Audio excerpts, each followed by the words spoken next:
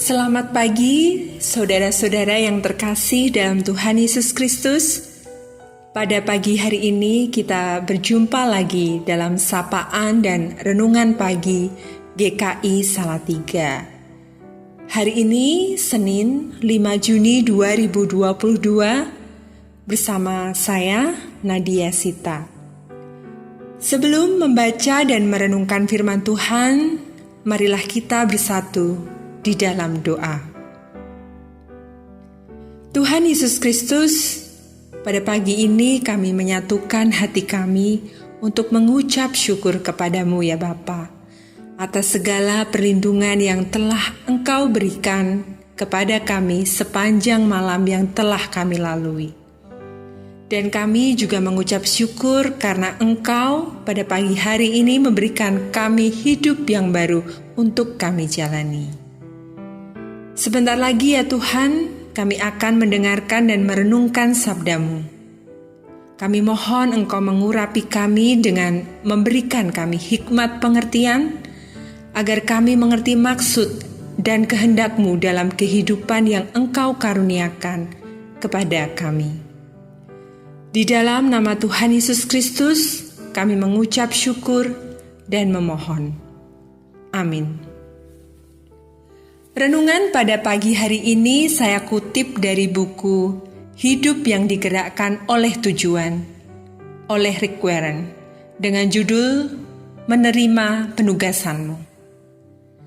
Saudara-saudara, saya akan membacakan kitab Matius pasal 20 ayatnya yang ke-28 yang menjadi dasar renungan kita pada pagi hari ini.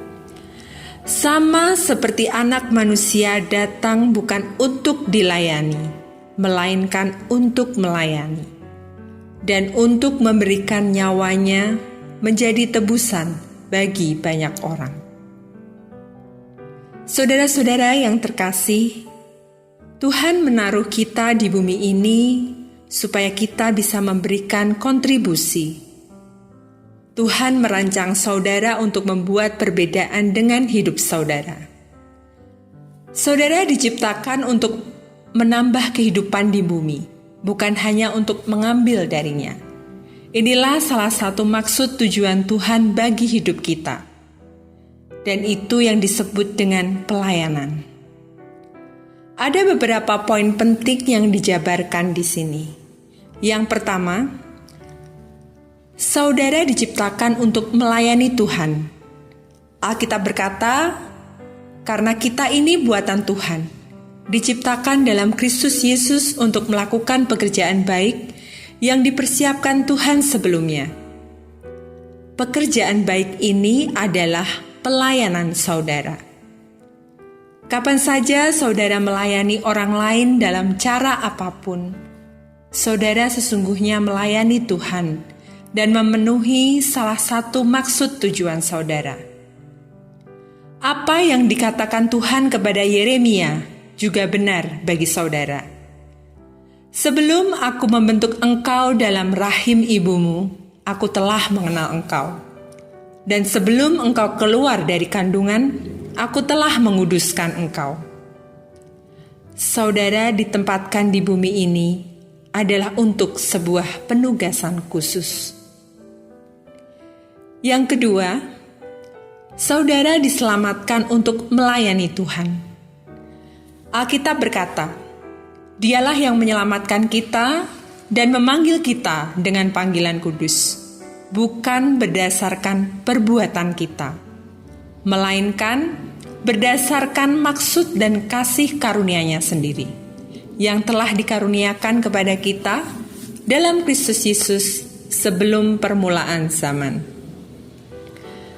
Tuhan menebus kita agar kita dapat melakukan pekerjaan kudus-Nya. Saudara tidak diselamatkan oleh pelayanan, tetapi diselamatkan bagi pelayanan.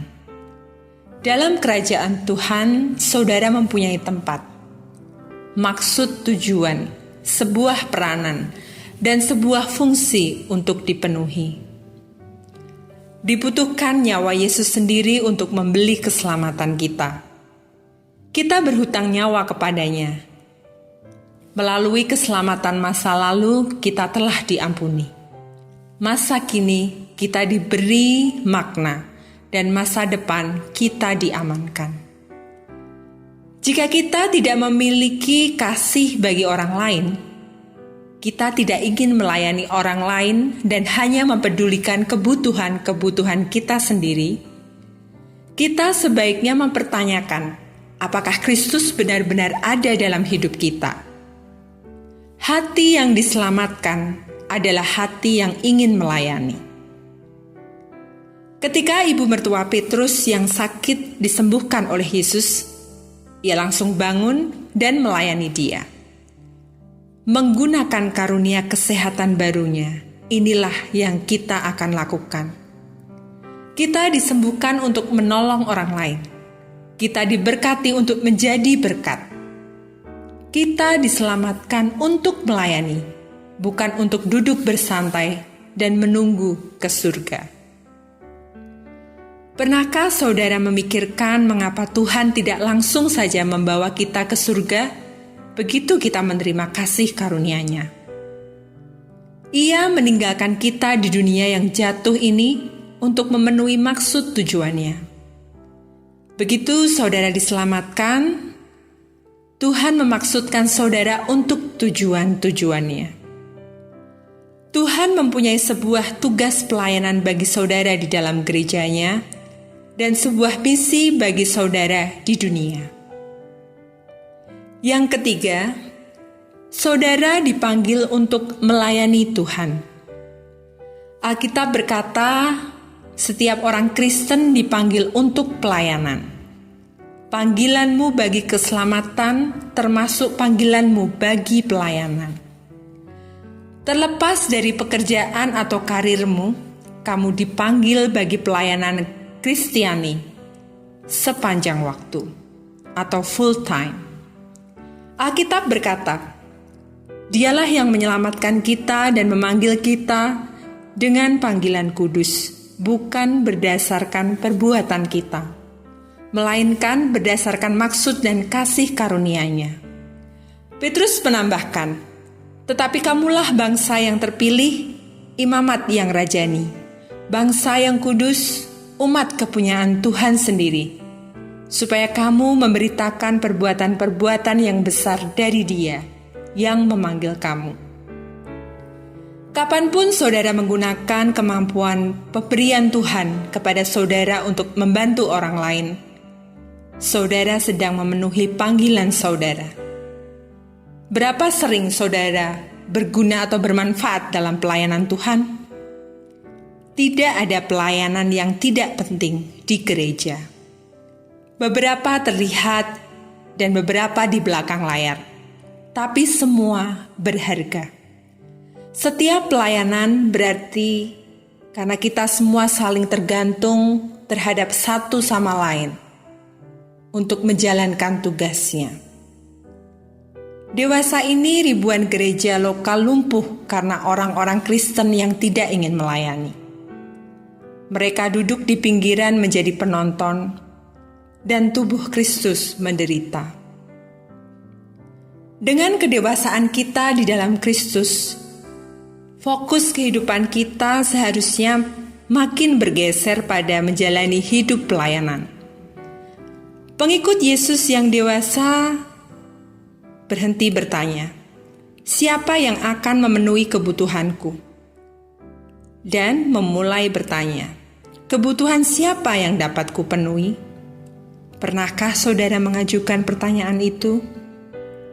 Suatu hari Tuhan akan membandingkan seberapa banyak waktu dan tenaga kita habiskan untuk diri kita sendiri dengan apa yang kita investasikan untuk melayani orang lain. Kita hanya akan sepenuhnya hidup ketika kita menolong sesama.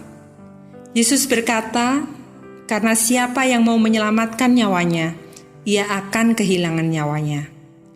Tetapi barang siapa kehilangan nyawanya karena aku dan karena Injil, ia akan menyelamatkannya. Kebenaran ini begitu pentingnya sehingga diulang hingga 5 kali dalam Injil. Jika saudara tidak melayani, saudara sekedar ada, karena kehidupan dimaksudkan bagi pelayanan.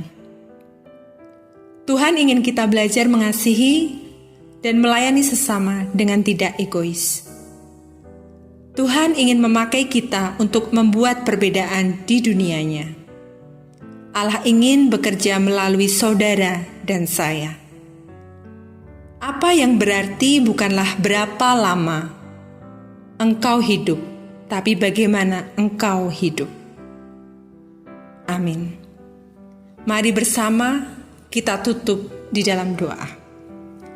Bapa yang penuh kasih, kami memohon kasih karunia dan tuntunan-Mu untuk kami bisa senantiasa melayani Engkau dan sesama kami.